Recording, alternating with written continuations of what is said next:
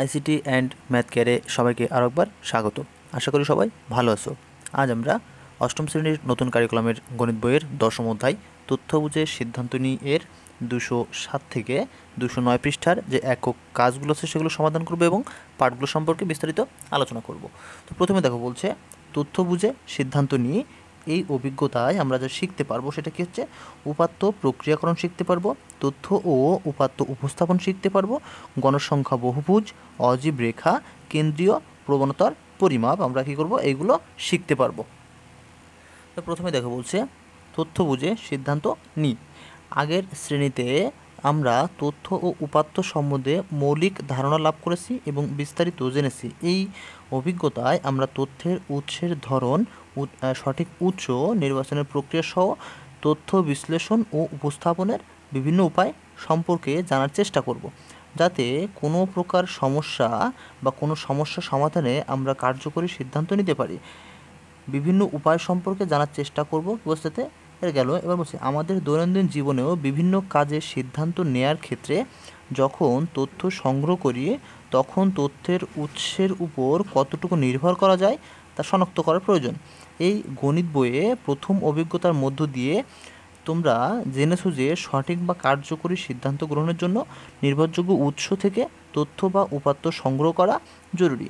এই অভিজ্ঞতাটি এমনভাবে সাজানো হয়েছে যেন একটি দলগত প্রকল্পের সক্রিয় অংশগ্রহণের মাধ্যমে তোমরা নিজেরা বিভিন্ন গুরুত্বপূর্ণ তথ্য সংগ্রহ করে যুক্তিভিত্তিক সিদ্ধান্ত গ্রহণ করবে। তোমরা জেনে থাকবে যে পরিসংখ্যান হলো জ্ঞান বিজ্ঞানের একটি ওই শাখা যা তথ্য বা উপাত্ত সংগ্রহ ও বিশ্লেষণ করে কার্যকরী সিদ্ধান্ত গ্রহণ করতে আমাদের সাহায্য করে। আমরা আশা করি এই অভিজ্ঞতাটি সক্রিয় অংশগ্রহণের মাধ্যমে তোমরা পরিসংখ্যানের এই গুরুত্বপূর্ণ দক্ষতা আয়ত্ত করবে। এবার বলছে দলগত প্রকল্প। এসো প্রকল্পের কাজটি শুরু করা যাক। এই কাজের জন্য প্রথমেই তোমরা দলে ভাগ হয়ে যাবে। এরপর তথ্য সংগ্রহের জন্য নিচের তালিকা থেকে যে কোনো একটি বিষয়বস্তু নির্বাচন করবে। তাহলে দেখো এখানে বিষয়বস্তু কী আছে। বিষয়বস্তু আছে বিদ্যালয়ের ষষ্ঠ থেকে অষ্টম শ্রেণীর শিক্ষার্থীদের উপস্থিতির চিত্র, শ্রেণী ও বয়স অনুযায়ী আমাদের স্বাস্থ্যের বর্তমান হালচাল, আমাদের পরিবারের কর্মক্ষম লোক সংখ্যার বর্তমান চলচ্চিত্র। এরপর বলছে যে চালচিত্র এখানে, আর বলছে আমাদের বাগানে গাছপালার স্বাভাবিক বৃদ্ধির খুঁটিনাটি। তোমরা খেয়াল করে দেখবে এই তালিকায় প্রতিটি বিষয়বস্তু সম্পর্কে তথ্যগুলো যদি সঠিকভাবে জানা যায় তাহলে ওই বিষয়বস্তু সম্পর্কে সিদ্ধান্ত নেওয়া সহজ হয়। যেমন আমরা যদি কোনো বিদ্যালয়ের শিক্ষা ব্যবস্থার উন্নয়ন সম্পর্কে কোনো সিদ্ধান্ত নিতে চাই তাহলে শিক্ষার্থীদের উপস্থিতির হার আমাদের জানতে হবে। এসো তাহলে কাজটি সবাই মিলে করি। উপাত্ত সংগ্রহের নির্দেশনা কি বলছে, তোমাদের সুবিধার জন্য নিচে 6টি নমুনা দলের নাম লিখে উপাত্ত সংগ্রহের কাজটি উল্লেখ করা হলো। দলের মধ্যে পরিকল্পনা করে উপাত্তগুলো সংগ্রহ ও সংরক্ষণ করবে। এই কাজটির জন্য সময় ও নির্দেশনা শিক্ষক তোমাদের জানিয়ে দিবেন। তাহলে এখন কি বলছে, দল দেখো শাপলা ষষ্ঠ শ্রেণীর সকল শিক্ষার্থীর গত মাসের উপস্থিতি উপাত্ত সংগ্রহ করি। পলাশ সপ্তম শ্রেণীর সকল শিক্ষার্থীর গত এক মাসের উপস্থিতির উপাত্ত সংগ্রহ করি। এবার বলছে টগর অষ্টম শ্রেণীর সকল শিক্ষার্থীর গত এক মাসের উপস্থিতির উপাত্ত সংগ্রহ করি। গোলাপ অষ্টম শ্রেণীর সকলের উচ্চতা সেন্টিমিটারে ও ওজন কেজিতে মাপি এবং রেকর্ড সংরক্ষণ করি। শিউলি বলছে অষ্টম শ্রেণীর সকল শিক্ষার্থীর পরিবারের লোক সংখ্যা ও বয়সের উপাত্ত সংগ্রহ করি। ডালিয়া বাগানের গাছগুলোর উচ্চতা সেন্টিমিটার বা মিটারে ও পাতার দৈর্ঘ্য মিলিমিটারে মাপি এবং রেকর্ড সংগ্রহ করি। এবার বলছে কি উপাত্ত সংগ্রহের জন্য শিক্ষক যে সময় এবং নির্দেশনা দিয়েছেন তা অনুসরণ করে প্রথমে দলে দলে বসে পরিকল্পনা করবে এবং নিজেদের মধ্যে কাজ ভাগ করে নেবে। তোমাদের দলের তথ্য সংগ্রহের ক্ষেত্রে তুমি যে বিষয়গুলো খেয়াল করেছো তা কী করছে লিখে রাখো এবং দলের অন্যদের সঙ্গে আলোচনা করো। দলের পরিকল্পনা অন্যদের সামনে উপস্থাপনের সময় অন্যদের মতামত খাতায় লিখে রাখো এবং প্রয়োজন কি পরিকল্পনা পরিমার্জন করো। এবার দেখো আমরা এখান থেকে ষষ্ঠ সপ্তম অষ্টম, তো অষ্টম শ্রেণীর যে শিক্ষার্থীদের এক মাসের উপস্থিতি সেটা আমরা লিখব বা খাতায় শ্রেণীবদ্ধ করব বা লিখব এবং এখানে গোলাপ দলের যে আছে অষ্টম শ্রেণীর সকলের উচ্চতা সেন্টিমিটার এবং ওজনে পরিমাপ করব, সেটা রেকর্ড সংরক্ষণ করব।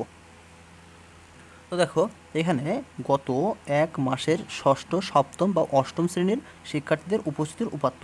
তো এখানে আমরা এক মাস 30 দিন ধরে নিয়েছি, তো এখানে শুক্রবার সহ লিখেছি। তোমরা চাইলে শুক্রবার 4টা শুক্রবার বাদ দিতে পারো। তো দেখো প্রথম দিন 63, 60, 69, 50, 80, 78, 55, 80, 78, 58, 59, 76, 80, 67, 61, 79, 78, 58, 60, 50, 56, 76, 65, 64, 69, 52, 56, 70, 78 এবং 80। তো তোমরা চাইলে ষষ্ঠ শ্রেণীর জন্য একটা, সপ্তম শ্রেণীর জন্য একটা এবং অষ্টম শ্রেণীর জন্য একটা, তিনটা আলাদা আলাদা তৈরি করতে পারো। তো এখানে আমি একটা দেখিয়ে দিলাম, এটা আমরা ষষ্ঠ, সপ্তম অথবা অষ্টম শ্রেণী যে কোনোটা ধরে নিতে পারি। এরপরে আসি, দেখো বলছে অষ্টম শ্রেণীর সকলের উচ্চতা সেন্টিমিটার ও ওজন কেজিতে নিম্নরূপ। তো এখানে আমরা একটা ছক তৈরি করে নেব প্রথমে। তো এখানে দেখো আমরা ধরে নিয়েছি যে অষ্টম শ্রেণীতে শিক্ষার্থী আছে 20 জন। তো এখানে দেখো ক্রমিক নম্বর, অর্থাৎ এটাকে আমরা রোল নম্বর ধরতে পারি। 1, 2, 3, 4, 5, 6, 7, 8, 9, 10, 11, 12, 13, 14, 15, 16, 17, 18, 19, 20। তো এখানে দেখো প্রথম যে যার রোল 1 তার উচ্চতা কত 160, এখানে কি আছে উচ্চতা সেন্টিমিটারে এবং ওজন আছে কেজিতে 54 কেজি। এভাবে দ্বিতীয় জনের উচ্চতা 155 মিটার এবং ওজন 47 কেজি, তৃতীয় জনের 152 সেন্টিমিটার এবং উচ্চতা 51 কেজি। এভাবে আমরা কী করলাম, ছকটা পূরণ করে নিলাম। এখানে কি ক্রমিক নম্বর, উচ্চতা, ওজন, ক্রমিক নম্বর, উচ্চতা এবং ওজন। দেখো এখানে ঠিক একইভাবে শিউলি দলের অষ্টম শ্রেণীর সকল শিক্ষার্থীর পরিবারের লোক সংখ্যা ও বয়সের উপাত্ত আমরা ছক কেটে লিখতে পারবো। ঠিক একইভাবে কি বাগানের গাছগুলোর উচ্চতা সেন্টিমিটারে ও বলছে পাতার দৈর্ঘ্য মিলিমিটারে মাপি এবং সেটা রেকর্ড ঠিক একইভাবে আমরা সংকলন করতে পারবো। এবার এখানে বলছে এবার দলগতভাবে যে তথ্যগুলো তোমরা সংগ্রহ করেছো তার উপর ভিত্তি করে নিচের ছকটি দলের একজনের খাতায় তৈরি করে পূরণ করো। ছকটি পূরণের ক্ষেত্রে দলের সকলের মতামত নাও এবং প্রয়োজনে শিক্ষকের সাহায্য গ্রহণ করো। তো প্রথমটার ক্ষেত্রে আমরা দেখি এখানে যে অষ্টম শ্রেণীর সকল শিক্ষার্থীর গত এক মাসের উপস্থিতির উপাত্ত তথ্য সংগ্রহ করি। এর ক্ষেত্রে দেখো আমরা ছকটা পূরণ করি। এক্ষেত্রে আমরা কী করেছি যে অষ্টম শ্রেণীর সকল তথ্য সংগ্রহের বিষয়, অষ্টম শ্রেণীর সকল শিক্ষার্থীদের গত এক মাসের উপস্থিতি তথ্য।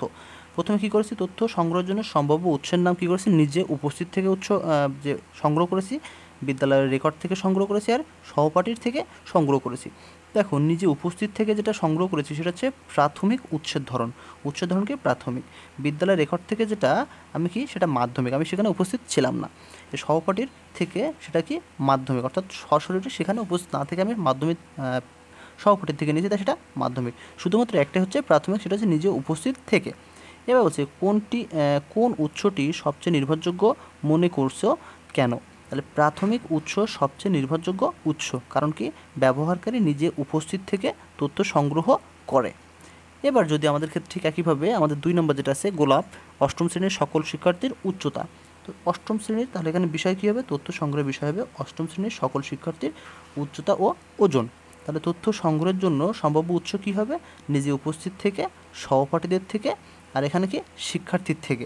তাহলে নিজে উপস্থিত থেকে সেটা হবে প্রাথমিক, সহপাঠীর থেকে হবে মাধ্যমিক, আবার যে শিক্ষার্থী থেকে সেটা হবে কি মাধ্যমিক। তাহলে এখানে আমরা লিখব একইভাবে প্রাথমিক উৎস সবচেয়ে নির্ভরযোগ্য উৎস, কারণ ব্যবহারকারী নিজে উপস্থিত থেকে তথ্য সংগ্রহ করে। এবার বলছে সর্বশেষ আমাদের যে তথ্য উপাত্ত প্রক্রিয়াকরণ করতে হবে কেন। তথ্য উপাত্ত সংগ্রহ করার পরবর্তী কাজ হলো তথ্য প্রক্রিয়াকরণ, কিন্তু তথ্য সংগ্রহ করার পরেই আমরা তথ্য প্রক্রিয়ার কাজ শুরু করতে পারি না, কারণ সংগৃহীত তথ্যকে সাজিয়ে না নিলে সঠিকভাবে তথ্য প্রক্রিয়াকরণ করা সম্ভব হয় না। তোমাদের নিশ্চয় মনে আছে পূর্বের শ্রেণীতে তোমরা উপাত্ত শ্রেণীবদ্ধকরণের কাজ করেছিলে।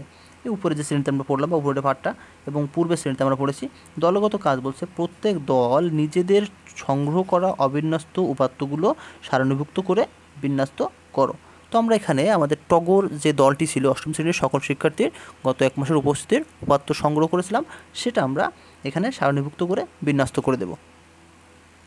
তাহলে দেখো এখানে আমরা দলের নাম দিলাম টগর, কাজ কি অষ্টম শ্রেণীর সকল শিক্ষার্থীর গত এক মাসের উপস্থিতির উপাত্ত সারণীভুক্তকরণ।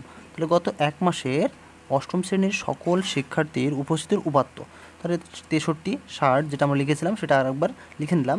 এবার আমাদের সারণীভুক্ত করতে হবে, প্রথমে কী করতে হবে, উপাত্তগুলোর পরিসর নির্ণয় করতে হবে। তাহলে উপাত্তগুলোর পরিসর সমান আমরা জানি সর্বোচ্চ মান মাইনাস সর্বনিম্ন মান প্লাস 1। তো দেখো এখানে সর্বোচ্চ মান আছে কত, এই যে 80, সর্বশেষে 80 আছে, 80 আরও আছে, এটা হচ্ছে সর্বোচ্চ, আর সর্বনিম্ন মান হচ্ছে এই যে 50।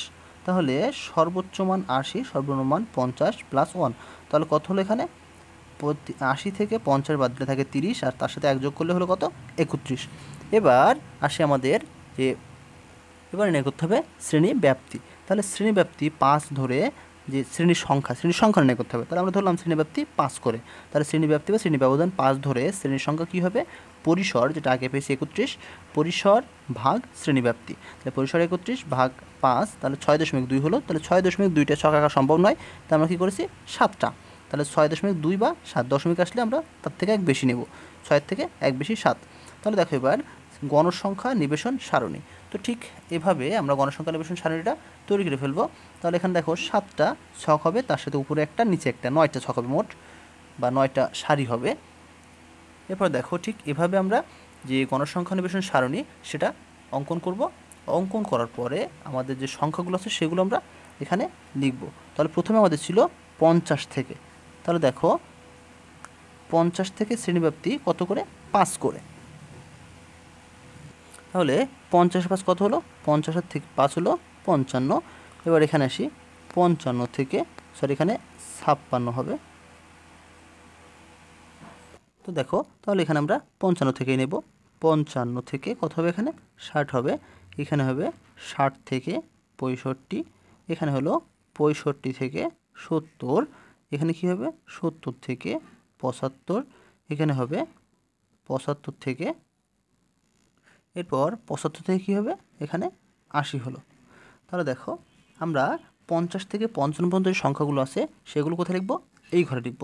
তাহলে প্রথমে আমরা দেখি প্রথমে আমাদের সংখ্যাটা আছে কত, প্রথমে এখানে আছে আমাদের 63, তাহলে 63 কোন ঘরে যাবে, 63 যাবে এই ঘরে, যেহেতু 60 থেকে 65। এরপর আছে 60, তাহলে 60 সংখ্যাটা আমরা কোন ঘরে দেবো, এই ঘরে দেবো নাকি এই ঘরে দেবো, তাহলে এখানে আছে 60 থেকে 65।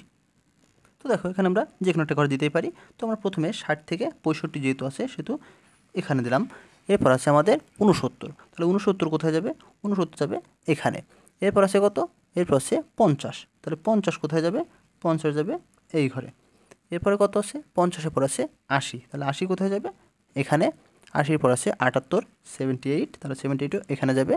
এরপর আছে কত 55, 55 কোথায় যাবে, তাহলে 55 যাবে এই ঘরে দেবো, দ্বিতীয় ঘরে দেবো আমরা সব। 55-এর পরে আসি 80, তাহলে 80 কোথায় যাবে এখানে যাবে। 80-এর পরে 78, 78 এখানে যাবে।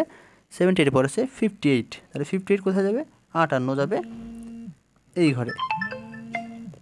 58-এর পর আছে 59, তাহলে 59 কোথায় যাবে, 59, তাহলে যাবে এখানে। 59-এর পর আছে 76, তাহলে 76 কোথায় যাবে এখানে। দেখো এখানে 4টা হয়ে গেছে, তাহলে 76 5টা করে আমাদের এইভাবে জোড় বাঁধতে হবে, 5টা বাঁধতে হবে একসাথে। তো 76 গেল, এবার আছে 80, 80 তাহলে এখানে যাবে 80। এরপর আছে 67, তাহলে 67 এখানে যাবে। 67-এর পর আছে 61, তাহলে 61 কোথায় যাবে, 61 যাবে এখানে। 61-এর পর আছে 79, তাহলে 79 কোথায় যাবে এখানে যাবে। এরপর 78ও ঠিক এই ঘরে যাবে, কারণ 75 থেকে 80, 78-এর পর আছে 58, তাহলে 58 কোথায় যাবে, 58 যাবে এখানে। 58-এর পরে 60, তো 60 আমরা এটা এই ঘরে দেব। 60 থেকে আসে 50, তাহলে 50 কোথায় যাবে, 50 যাবে প্রথম ঘরে। 50-এর পরে আসে 56, তাহলে 56ও এখানে আসবে, তাহলে 4টা শেষ, 5টা দিয়ে আমরা বেঁধে দেবো এইভাবে। তাহলে 56-এর পর আছে 76, তাহলে 76ও এখানে আসবে। এরপরে 65, তাহলে 65 কোথায় যাবে এই ঘরে যাবে। 65-এর পরে আছে 64, তাহলে 64 কোথায় যাবে, 64 এই ঘরে যাবে। এরপর 64 আছে 69, তাহলে 69 কোথায় যাবে, 69 যাবে এই ঘরে। 69-এর পর আছে 52, তাহলে 52 প্রথম ঘরে যাবে। 52-এর পর আছে 56, তাহলে 56 এই ঘরে আসবে।